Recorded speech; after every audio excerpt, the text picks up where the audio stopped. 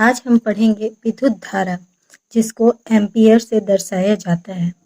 यदि दो लंबे और पतले तारों को निर्वात में 1 मीटर की दूरी पर एक दूसरे के समानांतर रखा जाए और उनमें ऐसे परिणाम की समान विद्युत धारा प्रवाहित की जाए जिससे तारों के बीच प्रति मीटर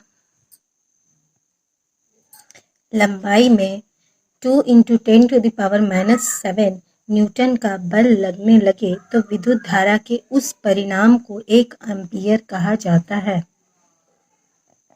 उसके बाद है ताप। इसका मात्रक केल्विन होता है।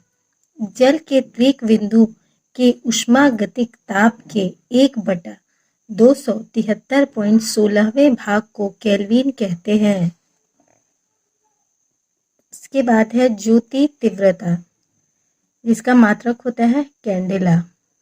किसी निश्चित दिशा में किसी प्रकाश स्रोत की ज्योति तीव्रता एक कैंडेला तब कही जाती है जब वह स्रोत उस दिशा में 540 × 10⁻12 हर्ट्ज का तथा 1/683 वाट या स्टेरेडियम तीव्रता का एक वर्णीय प्रकाश उत्सर्जित करता है।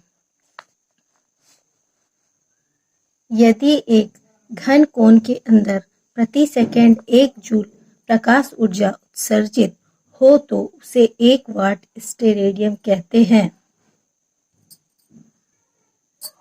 पदार्थ की मात्रा, जिसका मात्रक मोल होता है। 1 मोल पदार्थ की वह मात्रा होती है जिसमें उसके अवयवी तत्वों की संख्या 6.023 × 10⁻23 होता है। इस संख्या को एवोगाड्रो नियतांक कहते हैं।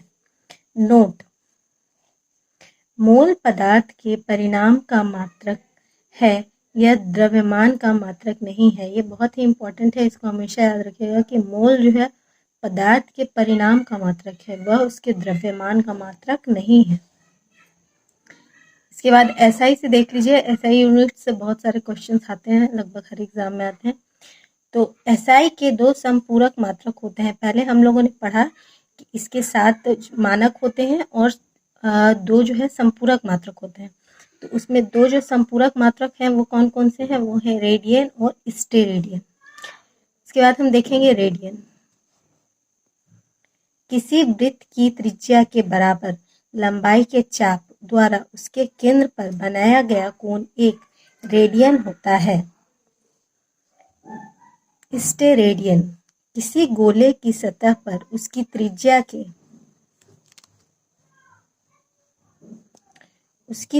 के बराबर भुजा वाले वर्गाकार क्षेत्रफल द्वारा गोले के केंद्र पर बनाए गए घन कोण को एक स्टेरेडियन कहते हैं।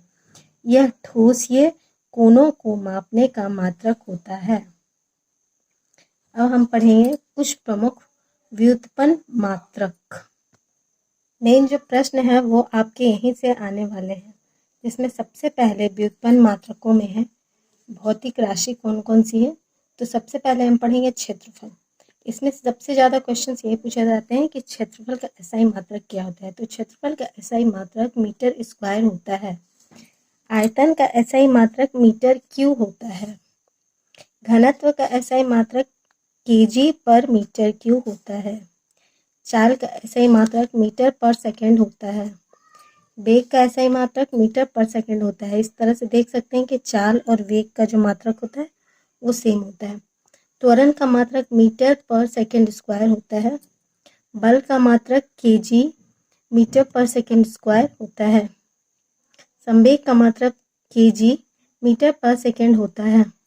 याद रखिएगा, बल में जो है वो केजी मीटर स्क्वायर है, जबकि संवेग क्या है कि केजी मीटर पर सेकंड। आवेग होता है न्यूटन सेकंड। आवेग क्या होता है?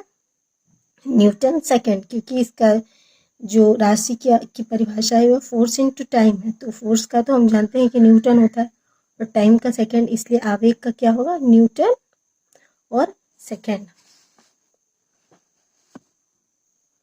उसके बाद हम देखेंगे दाब। दाब का जो एसआई मात्रक होता है वो होता है न्यूटन पर मीटर स्क्वायर। इसके बाद कार्य या ऊर्जा का जो SI मात्रक होता है वो होता है न्यूटन मीटर। शक्ति का SI मात्रक जो होता है उसको हम जूल पर सेकंड से डिनोट करते हैं, जिसको वाट भी बोला जाता है। हाँ, और कार्य और ऊर्जा का जो मात्रक होता है वो न्यूटन मीटर तो होता ही है, इसको जूल भी बोला जाता है। और शक्ति का जो मात्रक होता है वो जूल पर सेकंड होता है और इसको वाट बोला जाता है। इसके बाद हम देखेंगे कुछ महत्वपूर्ण मात्रक। सबसे पहले हम देखेंगे खगोलीय इकाई। वह दूरी खगोलीय इकाई यह दूरी का मात्रक होता है। सूर्य और पृथ्वी के मध्य की दूरी जो होती है उसे ही हम खगोलीय इकाई कहते हैं। याद रखिएगा, सूर्य और पृथ्वी के मध्य की दूरी खगोलीय इकाई कहलाती है। और एक खगोलीय इकाई इक्वल टू होता है 1.495 × 10⁻11 मीटर, जो कि काफ़ी क्वेश्चंस आते हैं इसमें से।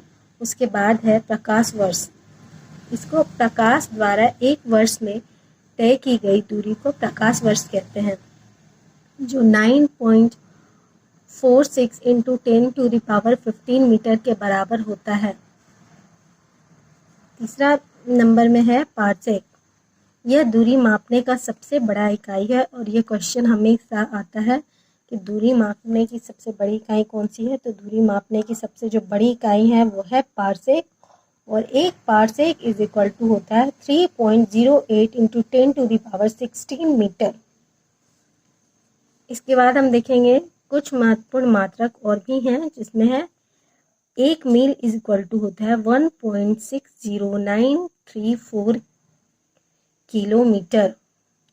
एक नाविक मील इज इक्वल टू होता है 1.852 किलोमीटर। एक ओंस इज इक्वल टू होता है 28.35 किलोग्राम। एक पाउंड इज इक्वल टू होता है 16 ऑन्स और 453.52 ग्राम। आज के लिए बस इतना ही। अब आगे कल देखेंगे, क्योंकि अब वीडियो बहुत लंबा हो चुका है। Thank you. अगर मेरे चैनल आपको अच्छा लगता है तो प्लीज़ लाइक, शेयर और सब्सक्राइब जरूर कर दें।